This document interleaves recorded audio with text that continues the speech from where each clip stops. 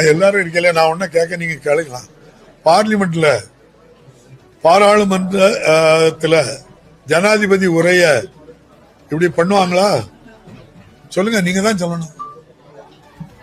துணை ஜனாதிபதி தன்கர் ஐயாவுக்கு என்ன நிலை ஏற்பட்டு அவர் என்ன குற்றம் பண்ணாரு? ஒண்ணுமே பண்ண முடியாது. அப்ப உங்களுக்கு ஒரு நியாயம், எங்களுக்கு ஒரு நியாயமா அதை கேட்க முடியுமா? அதெல்லாம் நிறைய விஷயங்கள் இருக்கும். அதை என்ன செய்ய முடியாது, அசம்பிளிக்குள்ள பேச முடியாது. எங்களுக்கே 100 கருத்து இருக்கு. நாங்க என்ன சொல்ல முடியும்? ஒரே ஒரு குற்றச்சாட்டு, மைக் ஆஃப் பண்ணப்பட்டுச்சு அப்படிங்கிறது நீங்களே பாத்துட்டு தானே இருந்த மைக் யார் ஆஃப் பண்ணா? சபாநாயகர் பேச ஆரம்பிக்கும் போது மற்ற உறுப்பினர்களுடைய மைக் ஆஃப் பண்றது வழக்கம். அந்த வழக்கத்தின்படி ஆஃப் பண்ணப்பட்டுச்சு. இதுல ஒன்னும் தவறு நடக்கலையாங்க. நம்ம எவ்வளவு பிளீஸா கம்பளா நீங்க அந்த ஆளுநர் ஒரே வாசிங்கன்னு சொன்னோம். அதுல ஒன்னும் குற்றமான வார்த்தை ஒன்னும் இல்லையா? அதுல குற்றம் இருக்கும். குறுக்கிட்டதுக்கு எதனால குறுக்கீடு ஏற்பட்டு சொல்லுங்க. இல்ல என்ன பேசுறாங்க?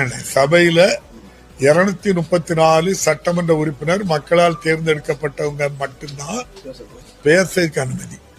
ஆளுநர் அவர்களுக்கு இந்திய அரசியலமைப்பு சட்டம் கொடுத்திருக்கின்ற அதிகாரமும் கடமையும் முதல் நாள் அழைத்தால் சட்டமன்றத்திற்கு நம்முடைய மாநில அரசு தயாரித்து கொடுத்த அந்த உரையை அவரிடம் ஏற்கனவே அனுப்பி ஒப்புதல் பெற்ற உரையை வாசிப்பது அவருடைய கடமை. அது நடந்தான்னு நீங்க தான் சொல்லணும். அந்த பேச முன்னாடி நடந்த எதுவுமே சபை இல்ல, பத்திரிகைகள் வெளியிடுறாங்க. நீங்க குறுக்கிட்டு பேசுறத சேர்க்கணுமா வேண்டாமா? நாங்க பேசுறதுதான் இருக்குமா அவையில?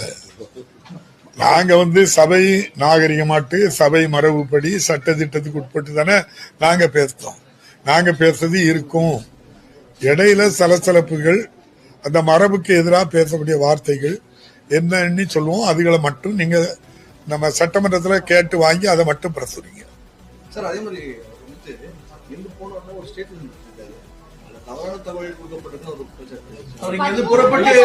புறப்பட்ட சில நிமிடங்களிலேயே மைக் ஆஃப் பண்ணப்பட்டது அப்படிங்கிறதையும், அதுக்கப்புறம் ஒரு 12 அரசின் மீது பல்வேறு குற்றச்சாட்டு அவர் சொல்லியிருக்காரு.